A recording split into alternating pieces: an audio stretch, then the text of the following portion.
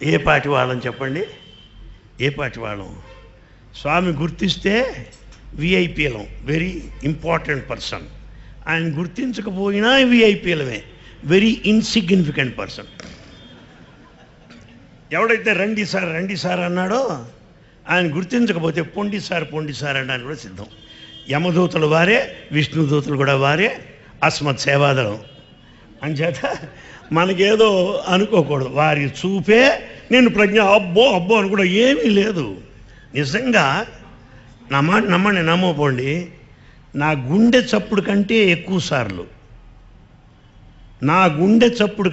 సార్లు నా దేవుంది అని భావిస్తూ ఉంటాను. నా దేవుంది స్వామి, నీ కరుణ తప్ప నా దేవుంది. ఎందువల్ల? నాదేం లేదని తెలుసుపోయాడు. ఏ కారణం చేత? చాలామంది నాదే ఉందన్న వాళ్ళు శంకరమాన్యాలు పట్టం చూశాను గనక. నాదే అనుకున్నావో పోయావే, అనుమానం లేదు. అది ఎట్లా జరిగింది? వస్తున్నాడు అర్జునుడు రథంలో. వస్తూ ఈ కృష్ణుడు నిర్యాణం తర్వాత వస్తున్నాడు. కృష్ణుడు నిర్యాణానంతరం చెప్పాడు అర్జునుడికి, నాయన ఈ గోపికల్ని అక్కడ దింపరా హస్తినాపురం, వాళ్ళు నన్ను ఆశ్రయించుకొని ఉన్నారు నాయన, నా అవతార సమాప్తి తరువాత వీరిని హస్తినికి చేర్చరా అన్నాడు. ఏముంది, చేర్చడమే కదా అనుకున్నాడు. బయలుదేరాడు. గొల్ల పిల్లలు, గొర్రెలు కాల్చుకునేవాళ్ళు చావగొట్టారు అర్జునుడిని. నీ గాంధీవం ఏమైంది, నీ పాశుపతాస్త్రం ఏమైంది, నీ పర్సనాలిటీ మున్సిపాలిటీ అయిపోయింది. కనుక ఎవరైతే మనం నాది అని అనుకున్నామో అర్జున గర్వభంగం తప్పదు. ముఖ్యంగా స్వామి విషయంలో ఎందరెందరినో చూశాను. నా స్వీయ అనుభవంలో చెప్పాలి అంటే కేవలం గుంటూరు మాజేటి గురవయ్య హై స్కూల్లో చదువుకున్నాను. పక్క దేశవాళీ విద్యాభ్యాసం. ఎస్ఎల్సి దాకా తెలుగు మీడియం, ఇంటర్మీడియట్కి వచ్చాక ఇంగ్లీష్ మీడియం.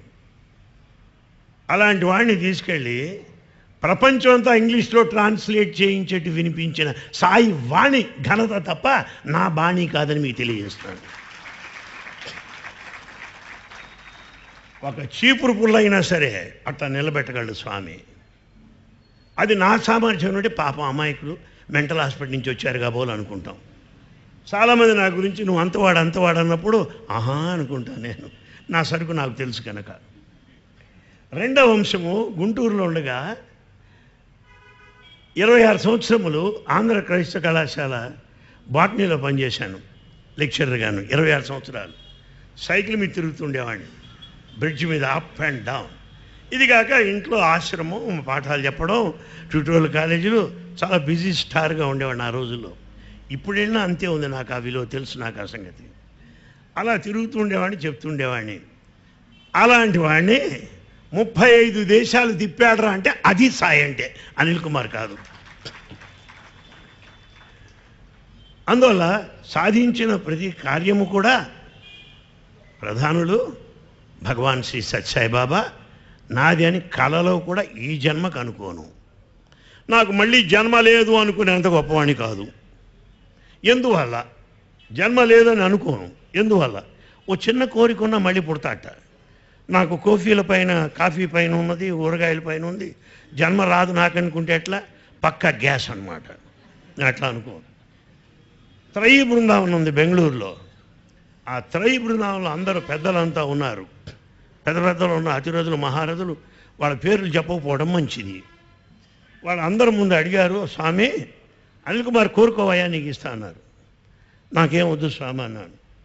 నిన్ను అది అడగల, కోరుకోమన్నా. నీకేం వద్దు అని నేను అడగలే, నీకేం కావాలో చెప్పన్నారు. అడగకుండా ఇచ్చే స్వామి ఏం అడిగేది అన్నాను. లెక్చర్ వద్దు, నీకేం చెప్పాను అది చెప్పన్నారు. స్వామి ఇంత బలవంతం చేస్తున్నారు కనుక చెప్తున్నాను, దయచేసి నన్ను వదిలిపెట్టాను. చిచి ఏంటి అట్లా మాట్లాడుతావు, మోక్షం ఇస్తాను తీసుకో అన్నారు. అప్పుడు నాకు అక్కర్లేదు స్వామి అన్నాను. అన్ని మతస్థులు, సాధకులు, భక్తులు అందరూ కూడా మోక్షం గురించి తిప్పలు పడుతుంటే నాకు వద్దంటావేంటయా నువ్వు అన్నారు స్వామి అందరి ముందు. అప్పుడు నేను చెప్పాను, నేను చెప్పేవి కళ్ళలు కావు. ఇవాళ ఎక్కువగా కళ్ళలు బాగా విజృంభిస్తున్నాయి. ఒకటి కాల్ గ్యాసు, రెండోది ఇండియన్ గ్యాసు. చాలా కాలం స్వామి దగ్గర విన్న వాళ్ళకి, స్వామి దగ్గర ఉన్న వాళ్ళకి ఏది ఏ గ్యాస్ కంపెనీ మేము చెప్పేయగలం. ఏమంటే మిమ్మల్ని ఎప్పుడు చూడలేదనుకోండి, పుట్టపర్తిలో ఎప్పుడు చూడలేదు, 40 ఏళ్ళ నుంచి ఉంటున్నా. మీరు మాట్లాడుతూ నా 15వ ఇంటర్వ్యూలో అన్నారనుకోండి, ఏమని చెప్పను? అబ్బో కాల్ గ్యాస్ ఫుల్ పవర్ అనమాట, గ్యాస్ ప్లాంట్ మీ చేతిలోనే ఉందనుకోవాలి. అంటే అది ఇవి ఎక్కువయ్యాయి కనుక నేను చెప్పేవన్నీ అందరి సాక్షుల ముందు, అధ్యాపకుల ముందు, పెద్దల ముందు, అందరి ముందు జరిగినవే తప్ప కళ్ళలు కావు. ఎందువల్ల అవి కోకొల్లలుగా ఉన్నాయి వర్తమానంలో. అప్పుడు అన్నాను, మోక్షం వద్దు. ఎందువల్ల అంటే స్వామి, మోక్షం అందంగా ఉంటుందో అందవిహీనంగా ఉంటుందో నాకు తెలియదు, పొడుగో పొట్టో తెలియదు, లావో సన్నమో తెలియదు, తీపో చేదో తెలియదు. ఎవడు మోక్షం పొందినవాడు వచ్చి అనిల్ కుమార్ భలే బాగుంది నువ్వు కూడా రావయ్యా అని నన్ను ఎవడు పిలవలేదు. కనుక తెలియని ఆ మోక్షం నాకెందుకు? మోక్షానికి మించింది ఒకటి తెలుసు నాకు. గడప గడప తట్టి, ప్రతి తలుపు తట్టి, యావత్ ప్రపంచము మీ సాయి వాణి వినిపించడంలో మాధుర్యం నాకు తెలుసు. జన్మ జన్మలకు అదే నాకు ప్రసాదించండి చాలని చెప్పాను. అప్పుడు స్వామి అన్నారు, తదాస్తు, చాలా గొప్పగా కోరావు, మంచిదన్నారు. అందుచేత అదంతా వారి కరుణ, వారు ప్రసాదించిందే తప్ప ఇది నా పాండిత్యమనో నేను అనుకోవట్లేదు.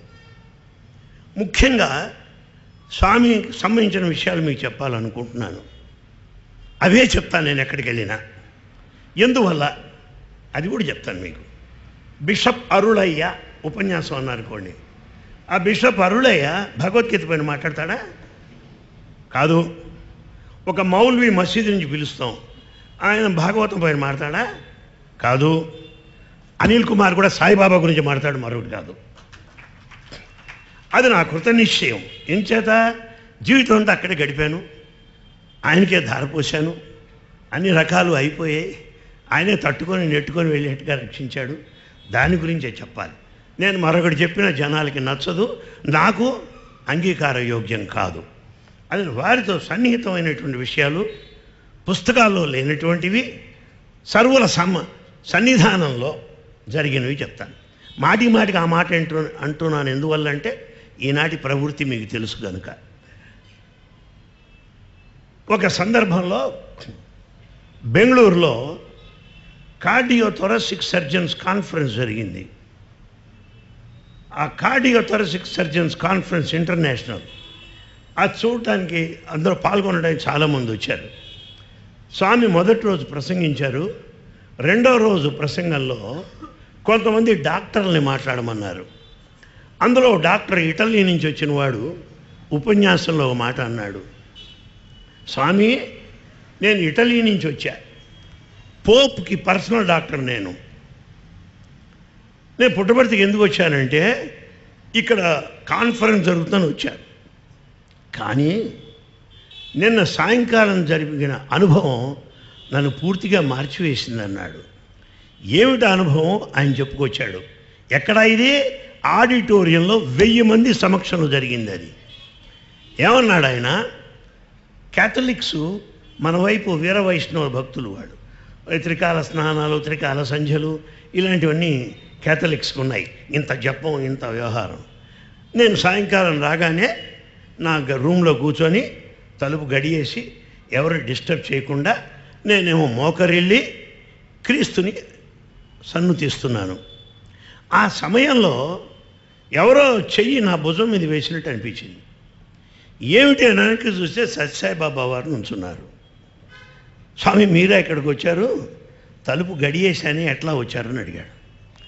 ఆయన అన్నారు, నేను రావడానికి నట్లు, బోల్ట్లు, స్క్రూలు అడ్డు రావురా నాయన అన్నాడు. అని చెప్పి మంచిది అని చెప్పి వెళ్ళిపోయారు.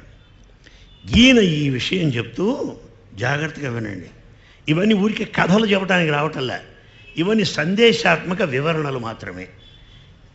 ఆ సందేశం అందులో ఉండటం వల్ల చెప్తున్నాను అంతే. ఏమన్నాడంటే ఆయన, ఐ ఓపెన్లీ డిక్లేర్, బహిరంగ చెప్తున్నా నేను, ఏమని, సత్యసాయి బాబా ఇది second coming of Jesus Christ. యేసుక్రీస్తు యొక్క పునరుత్థానము, నేను మళ్ళీ వస్తాను అని చెప్పాడే ఆయనే సత్యసాయి బాబా అని అంతటితో ఆగల. లెట్ మై క్యాథలిక్స్ డిజోన్ me, let my Catholics just ask me to get out of this congregation, yet I declare Baba is the Christ. నన్ను చర్చిలోంచి వెలివేయవచ్చు, ఈ సమూహం నుంచి గెంటివేయవచ్చు, అయినా నేను చెప్తున్నాను బాబా వారు క్రీస్తు యొక్క రెండవ రాకయ్య అన్నాడు. అది నమ్మకం అంటే, విదేశాల నుంచి వచ్చిన వాడు అన్న మాట ఎంత గొప్ప మాట. అలాగే అరిజోనా యూనివర్సిటీ ఫిజిక్స్ ప్రొఫెసర్ అతను అన్నమాట మీకు చెప్తున్నాను, పేరు చివరిలో చెప్తాను. మనకు అన్నీ తెలుసు కానీ తెలియకుండా ప్రవర్తిస్తున్నాం కనుక పేరు చివరిలో చెప్తాను. తెలిసినట్టుగా మన ప్రవర్తన లేదు, గుండె సాక్షిగా చెప్పుకుంటే. అదేంటో తర్వాత చెప్తా. నేను తొందరగా కదలను, మీరు కూడా తొందరగా వెళ్ళరు. అర్జెంటుగా బస్సు ఉన్నవాళ్ళు ఇప్పుడు వెళ్తే సంతోషిస్తాను అని ఆ అరిజోనా ప్రొఫెసర్ అన్నాడు. ఎలిజబెత్ ముందు ప్రసంగించాను, ఫోర్డ్ ముందు ప్రసంగించాను, వేలాది భౌతిక శాస్త్ర పరిశోధకుల సదస్సులలో పాల్గొన్నాను. ఇవాళ నేను చెప్తున్నా వినండి, సత్యసాయి బాబా భగవంతుడే అన్నాడంతే. బాబా ఈజ్ గాడ్ అని అర్థన్నాడు. Is by name Baranowski with this Kirlian photography. కొత్తగా ఉన్నటువంటి సమయాలవి అంత గట్టిగా ఓపెన్గా ఆయన డిక్లేర్ చేశాడు. ఇవి మనం తలుచుకున్నప్పుడు అంత గట్టి అయిన నిర్ధారితమైనటువంటి భావాలు మనలో ఉన్నాయా? భగవంతుని అంత రీతిగా కొలుస్తున్నామా? ఏదైనా అవాకులు చవాకులు విన్నప్పుడు ఖండిస్తున్నామా? సంస్థలకు వెన్నెముకగా నిలబడున్నామా అని మనం ప్రశ్నించుకోవాలి.